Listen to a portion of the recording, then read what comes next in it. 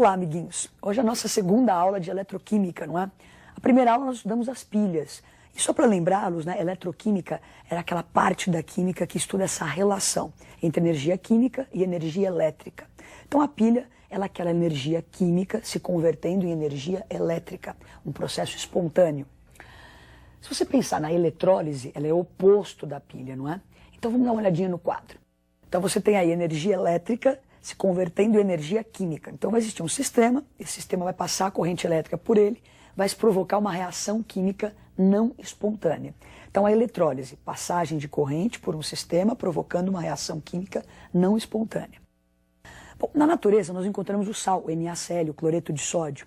Nessa estrutura NaCl, a ligação que une o Na ao Cl, lembra que era uma ligação iônica, onde nós tínhamos o cátion Na+, e o ânion Cl-. Então aquele mais indicava que o sódio tinha doado um elétron e o cloro tinha recebido. Isso é o que você encontra na natureza, quer dizer, a maneira natural desses elementos se encontrarem. O sódio perdendo o elétron e o cloro ganhando, metal doando, não metal recebendo. Agora, se eu quisesse fazer o processo inverso, não é? Provocar no sódio, então ele estava doando elétrons para o cloro. Agora eu quero que ele receba elétrons. E o contrário, o cloro recebe, eu quero que ele dê elétrons. Isso é uma coisa não espontânea, não vai acontecer naturalmente, não é? Se você gosta de dar elétrons, você não vai querer receber. Então, o que a gente tem que fazer para que isso aconteça? Forçar essa situação através da passagem de corrente. Então nós vamos ver agora o seguinte, não é? Se eu quisesse forçar, normalmente o sódio faz o quê? Doa, eu quero que ele receba. O cloro recebe, eu quero que ele doe. Como é que seriam essas equações? Vamos olhar o quadro. Processos não espontâneos, onde eu iria provocar a descarga desses íons. Então o sódio, na natureza, eu encontro ele Na+. Eu ia forçar ele a receber um elétron e a voltar a ser o sódio zero. Então, olha, processo não espontâneo. O Cl-, ele gosta de receber, tanto que ele está negativo. Eu iria forçar ele a doar 2 elétrons e a formar o gás cloro. Então, processos não espontâneos, onde aconteceria uma descarga desses íons. Bom, então a eletrólise é justamente isso. Nós vamos tentar pegar um sistema, passar a corrente elétrica por esse sistema e provocar essas descargas que nós vimos como exemplo, não é? Então, para você lembrar bem, o que é eletrólise, o que nós vamos fazer durante a eletrólise? Dá uma olhadinha no quadro. Então, quero fazer uma eletrólise. Alguém pediu para você no vestibular, vamos fazer eletrólise de tal coisa. Você lembra, eletrólise é um processo não espontâneo, onde a passagem de corrente elétrica provoca a descarga de íons. Esse é o seu objetivo. Falou em eletrólise, você pensa nisso aí. Bom, tem que passar a corrente, provocar a descarga de íons. Agora, o importante, então, é que esse sistema que vai estar sujeito à eletrólise, ele tem que passar, tem que ser condutor de corrente elétrica. Então, o sistema, para conduzir a corrente elétrica, eu preciso ter íons nesse sistema.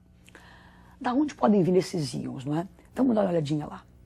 Então, para que haja eletrólise, o sistema conduzindo a corrente elétrica precisa ter íons livres. Eu posso obter esses íons livres pela fusão de substâncias iônicas, pela dissociação ou ionização de substâncias em meio aquoso. Então, eu preciso de íons pela fusão ou pela dissociação ou ionização. Eu preciso de íons para que o sistema conduza a corrente elétrica, não é? Sem esses íons livres no sistema, não vai haver eletrólise. Então, coisa primordial. Que tipos de eletrólise existem, não é? A gente vai aprender os dois hoje, então dá uma olhadinha. Eu tenho eletrólise ígnea, que é uma eletrólise em ausência de água. Então, se alguém no exercício, faça eletrólise ígnea, você sabe que não vai existir água. E tem eletrólise em meio aquoso, nós vamos fazer os dois exemplos, você vê que a água pode interferir durante a eletrólise. Bom, então nós vamos começar pela eletrólise ígnea, que é a eletrólise mais simples. Tenham sempre na sua mente o seguinte, vou fazer eletrólise, vou passar a corrente elétrica, provocar a descarga de íons. Lembre sempre disso. Então vamos ver como é que a gente monta uma aparelhagem para se fazer uma eletrólise ígnea. Dê uma olhadinha. Bom, eu preciso de corrente elétrica, então eu vou ter uma fonte de corrente contínua, não é? Pode ser uma pilha, uma bateria, então eu preciso dessa fonte. Os fiozinhos conectados nos eletrodos, que são essas barrinhas aí. Então eu tenho aí o ânodo e o cátodo. Então, o ânodo de carga positiva e o cátodo de carga negativa. Como é uma eletrólise ígnea, é uma eletrólise sem água. Então, normalmente você pega um material e vai fundir esse material. Então, tem um potinho aí, se você ver, tem uns aquecedores, não é? Para que haja a fusão do material. Então, dentro dessa cuba vai existir um material, ele vai passar pela fusão e a corrente elétrica, então, vai atravessar o sistema e provocar a reação de descarga dos íons que estão no sistema. Nós vamos fazer o exemplo na eletrólise do NaCl, do cloreto de sódio, então eletrólise ígnea. Então, vou pegar o cloreto de sódio, que é um sólido, para que esses íons que estão presos no cristal se soltem, eu preciso fundir o material. Essa eletrólise ígnea nós vamos fazer do cloreto de sódio. Então, nós vamos obter sódio e cloro. Também na indústria, o alumínio é obtido através de eletrólise ígnea. O alumínio é um elemento superabundante, não é? Por que ele custa tão caro? Porque essa obtenção ela é cara, não é? Então eu obtenho o alumínio a partir da bauxita por uma eletrólise ígnea. Mas o nosso exemplo então é do cloreto de sódio. Vamos imaginar então as reações que acontecem no processo. Dê uma olhadinha no quadro e observem as reações. Então a primeira coisa, nós temos o NaCl sólido, ele não ia conduzir a corrente elétrica dessa forma. Então você funde o material, teremos o NaCl líquido. Ele líquido, ele perde aquela estrutura cristalina. Então os íons Na+, e Cl- ficariam soltos, né, naquela cuba que nós vimos ali. Bom, se você ligar o gerador, vai começar a passar a corrente e vai provocar as reações não espontâneas de descarga dos íons. Então a ideia é bom que você guarde isso aqui, olha. Cátion migra para o cátodo e ânion migra para o ânodo. Dá para meio que guardar, né, associa. Então o cátion vai para o cátodo e no cátodo ele recebe elétrons. Então ele é forçado a receber 2 elétrons e vai formar sódio zero, sódio sólido. No ânodo, então o Cl- migra para o ânodo, dando elétrons, né, perdendo, oxidando, perdendo 2 elétrons e formando o gás cloro. Então se lembra, tem naquela cuba, esses íons estavam soltos, nadando, Na+, e Cl-. Cátion migrou para o cátodo, ânion migrou para o ânodo. Bom, então nós vamos fazer agora a soma das equações para se obter a equação global da eletrólise. Na primeira situação, nós tínhamos o NaCl fundido, então ele liberou seus íons. Então aqueles íons, o Na+, e Cl- estavam na cuba. Então o que aconteceu? O cátion migrou para o cátodo, onde catou os elétrons, e houve então uma reação, ele se transformou em sódio. O ânion migrou para o ânodo, se transformou em cloro, gás cloro. Então eu vou somar essas 3 reações, o que eu tinha, e as reações que aconteceram no cátodo e no ânodo, para obter a equação global. Então você vê que somando as 3, eu posso cancelar o Na+, posso cancelar o Cl-, os elétrons também, né? Ninguém cria elétrons. Os elétrons doados sempre têm que ser iguais aos elétrons recebidos. Então, totalizando, somando as 3 equações, eu vou ter a equação global. Então seria 2 de NaCl, que é o que eu tinha no início, passei a corrente elétrica, formei Na, sódio sólido, e o gás cloro. Bom, então nós vimos o exemplo da eletrólise ígnea, uma eletrólise sem água. Íons, passa a corrente, descarrega, soma as equações, tem a equação global. Agora, o próximo exemplo é a eletrólise em meio aquoso, não é?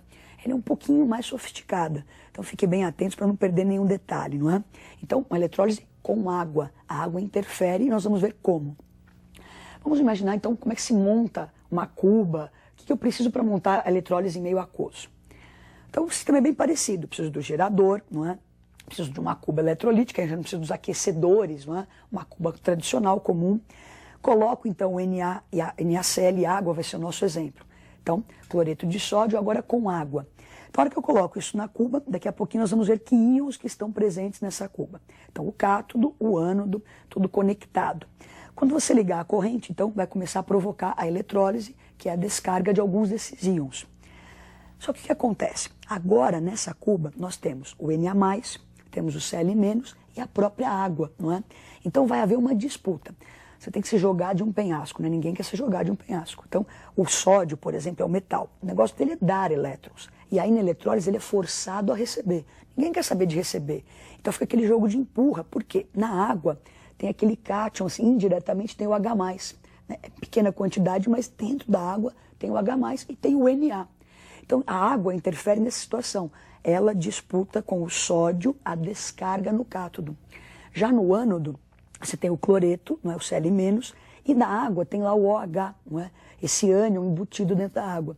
Então vai haver essa disputa. Então a água acaba disputando, presta atenção, com o cátion para ir para o cátodo e com o ânion para ir para o ânodo.